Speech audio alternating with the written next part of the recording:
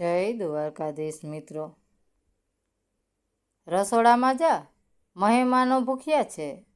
થનારી સાસુએ વહુને તેના જ ફ્લેટમાં બધાની સામે વઢી. પરંતુ ટેબલ પર પડેલી ભૂરી ફાઇલ અને ફોન કોલે 38 લાખનું છુપાયેલું રહસ્ય ખોલવાનું શરૂ કર્યું. તો ચાલો આજની વાર્તા શરૂ કરીએ. દરવાજા પર આમ મૂર્તિ બનીને કેમ ઊભી છે? અંદર આવ અને રસોડું સંભાળ. મહેમાનોએ હજુ સુધી ગરમ રોટલી ખાધી નથી. પોતાની જ ચાવીથી પોતાના જ ફ્લેટનો દરવાજો ખોલતા જ અન્વિતા મેનમને આ પહેલું વાક્ય સંભળાયું. કાલે તેના લગ્ન હતા અને આજે રાત્રે તેની થનારી સાસુએ તેને એ જ ઘરમાં નોકરાણીની જેમ આદેશ આપ્યો હતો. જે ઘર તેની માએ પોતાની છેલ્લી સોનાની બંગડીઓ વેચીને તેના નામે કરાવ્યું હતું. પુણેના કોથરૂડની 12મી મંજિલ પર આવેલો એ 3 BH ફ્લેટ અન્વીની સૌથી મોટી સુરક્ષા હતો. બહાર હળદરની હળવી સુગંધ હજુ પણ તેના હાથમાંથી આવી રહી હતી. કપાળ પર મહેંદીનો રંગ ઘેરો હતો અને બેગમાં ઓફિસનું લેપટોપ રાખેલું હતું.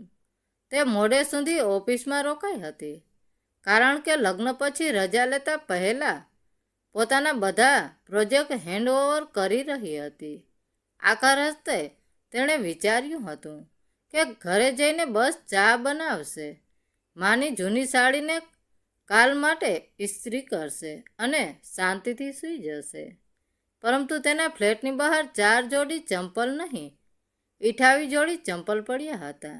ડ્રોઈંગ રૂમમાં પ્લાસ્ટિકની પ્લેટો, મીઠાઈના ખાલી ડબ્બા, બાળકોના રમકડા અને અજાણ્યું હાસ્ય ફેલાઈ રહ્યું હતું. તેના નવા સોફા પર નીલિમા દેશમુખ, તેની થનારી સાસુ, એવી રીતે બેઠા હતા જાણે આ ઘર તેમનો વારસાગત વાડો હોય. રવિરાજ, તેનો મંગેતર, બારી પાસે મોબાઈલ પર સ્ક્રોલ કરી રહ્યો હતો. તેણે બસ 1 સેકન્ડ અન્વિતા સામે જોયું, પછી નજરો ઝુકાવી લીધી. મમ્મીએ બધાને બોલાવ્યા હતા. અન્વી, તેણે ધીમેકથી કહ્યું, કાલે લગ્ન છે. રવિવારે પરિવારે ઘર જોયું હતું. ઘર જોવું હતું કે ઘરમાં ઘૂસવું હતું? અન્વિતાનો અવાજ ધ્રુજ્યો પણ તૂટ્યો નહીં. નીલિમાએ ત્રાસી નજરે તેની સામે જોયું. અરે વાહ, અત્યારથી જ આટલો મિજાજ? લગ્ન પછી આ જ ઘર પરિવારનું હશે અને પરિવારમાં મારું તારું નથી ચાલતું. એક ફોઈ જેવી દેખાતી મહિલાએ હસતા હસતા કહ્યું. રવિરાજે તો બહુ સરસ ફ્લેટ લીધો છે. આજકાલના છોકરાઓમાં આટલી સમજણ ક્યાં હોય છે? અન્વિતાના કાનોમાં એ વાક્ય ખીલીની જેમ ખૂંપી ગયું. રવિરાજે ફ્લેટ લીધો છે? આ ફ્લેટ તો તેના પિતા સુધીર મેનને પોતાની નિવૃત્તિની પૂરી રકમ તોડીને અને મા સરલાએ પોતાના 82 ગ્રામ સોનાના દાગીના વેચીને ખરીદ્યો હતો. પિતાના મૃત્યુના 6 મહિના પહેલાં તેમણે કાગળ પર ધ્રુજતા હાથે લખ્યું હતું, દીકરી, લગ્ન કરી લેજે, પણ છત ક્યારેય કોઈના ભરોસે ન છોડતી. અન્વિતાએ એ જો કાગળ પોતાના કબાટમાં સાચવીને રાખ્યો હતો. રવિ, તેણે તેની તરફ જોયું. તે આમને શું કહ્યું છે? રવિરાજે ગરદન ખંજવાળી. અરે, વાતને કેમ વધારી રહી છે? બધું આપણું જ તો થવાનું છે. શું કહ્યું છે? આ વખતે તેનો અવાજ સપ્ટસ હતો. નીલિમા વચ્ચે બોલ્યા. કહેવા જેવું શું છે?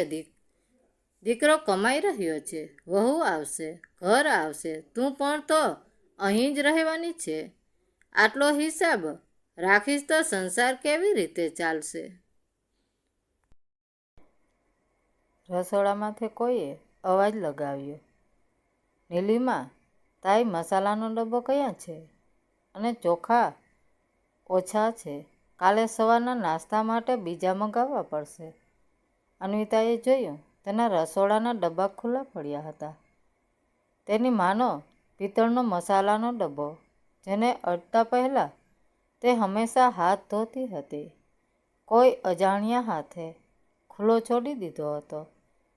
ગેસ પર ચા ઉકળીને ઢોળાઈ ચૂકી હતી.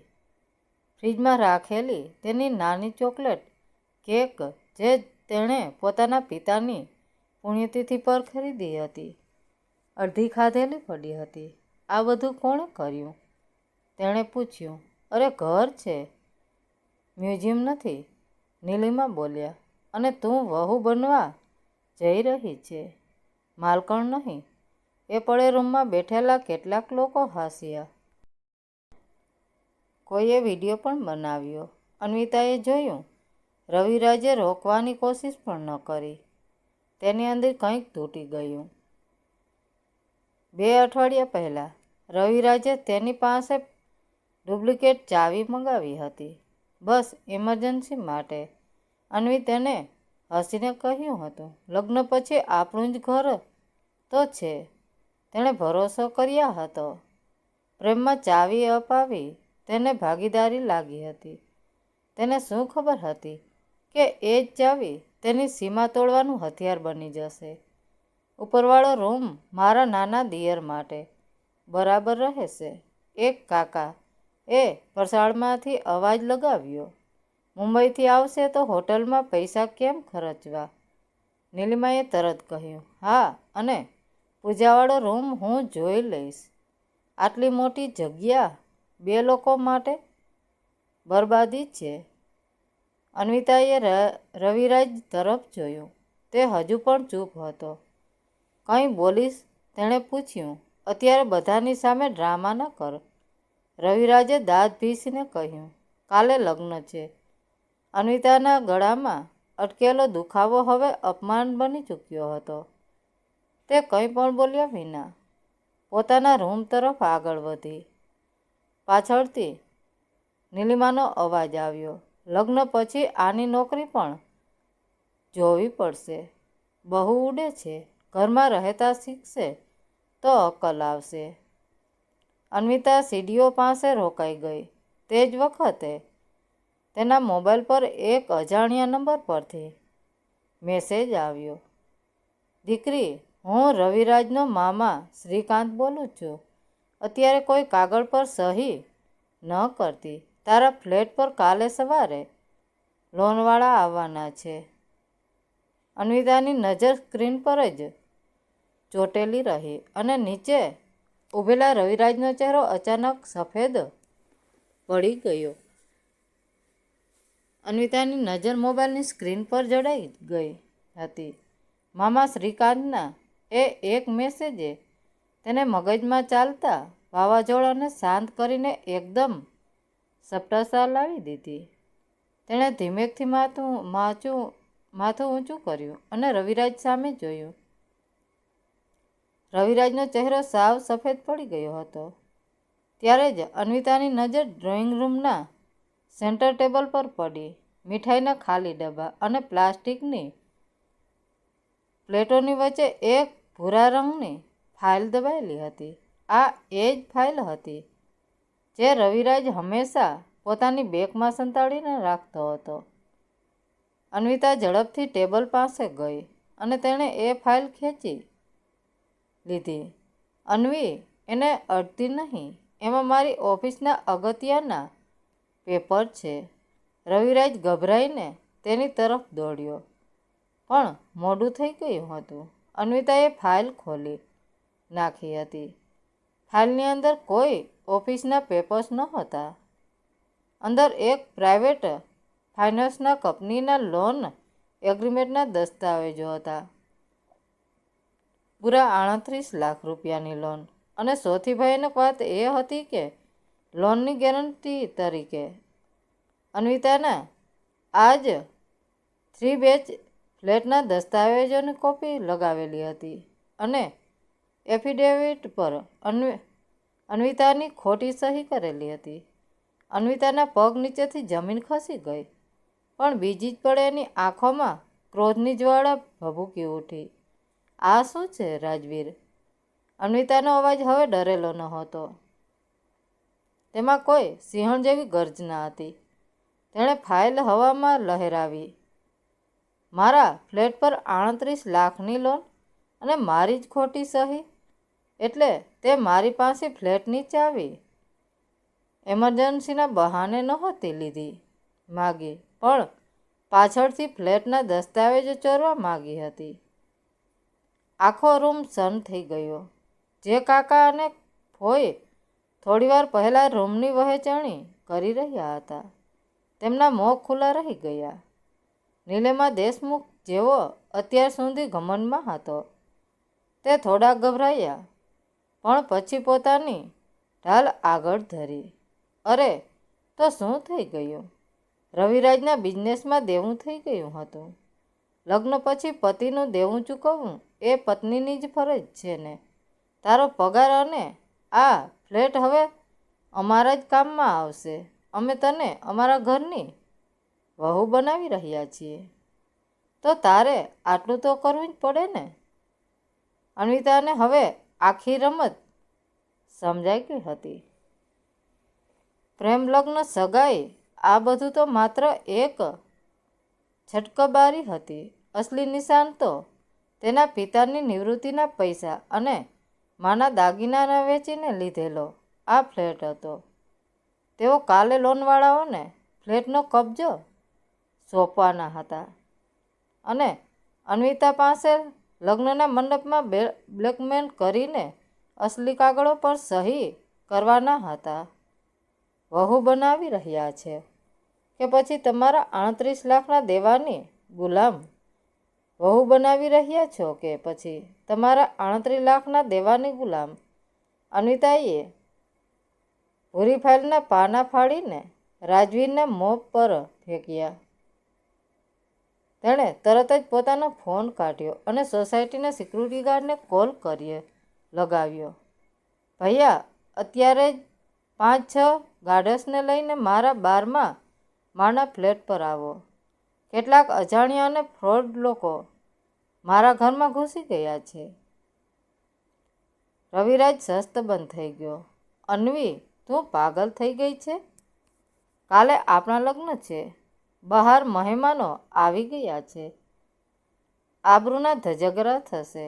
આબરૂ તમારી જશે મિસ્ટર રવિરાજ, મારી નહીં. અન્વિતાએ આગળ વધીને ઘરનો મુખ્ય દરવાજો પૂરો ખોલી નાખ્યો. મારા પિતાએ મરતા પહેલાં કહ્યું હતું કે છત ક્યારેય કોઈના ભરોસે ન છોડતી. આ ઘર મારી માની છેલ્લી મૂડી છે. તમારા જેવા ભિખારી અને લાલચી લોકો માટે આ કોઈ ધર્મશાળા નથી. Get out. નીલિમા દેશમુખ બરાડી ઉઠ્યા. અમે નહીં જઈએ. તારી હિંમત કેવી રીતે થઈ અમને કાઢવાની? પણ ત્યાં સુધીમાં લિફ્ટમાંથી 5 સિક્યુરિટી ગાર્ડ દંડા લઈને આવી ચૂક્યા હતા. ગાર્ડ્સને જોઈને દેશમુખ પરિવારનો બધો જ ઘમંડ ઓગળી ગયો.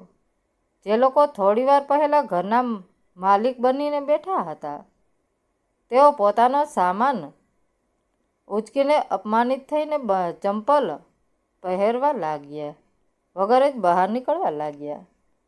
રવિરાજ કંઈક બોલવા ગયો, પણ અન્વિતાએ તેને ધક્કો મારીને ફ્લેટની બહાર કાઢી દીધો. મારી પોલીસ ફરિયાદની રાહ જોજે રવિરાજ. ફોર્જરી, ખોટી સહી ના કેસમાં હવે સીધી જેલમાં જ મુલાકાત થશે, અન્વિતાએ કહીને જોરથી દરવાજો બંધ કરી દીધો. ઘરમાં હવે સંપૂર્ણ શાંતિ હતી. અન્વિતા રસોડામાં ગઈ. ગેસ પર ઢોળાયેલી ચા સાફ કરી. પોતાની માના પિત્તળના મસાલાના ડબ્બાને વ્યવસ્થિત બંધ કરીને તેની જગ્યાએ મૂક્યો. તેણે ઊંડો શ્વાસ લીધો. કાલે તેના લગ્ન નહોતા થવાના, પણ તેને એ વાતનું કોઈ જ દુઃખ નહોતું. આજે તે એક ભયાનક ખાઈમાં પડતા બચી ગઈ હતી.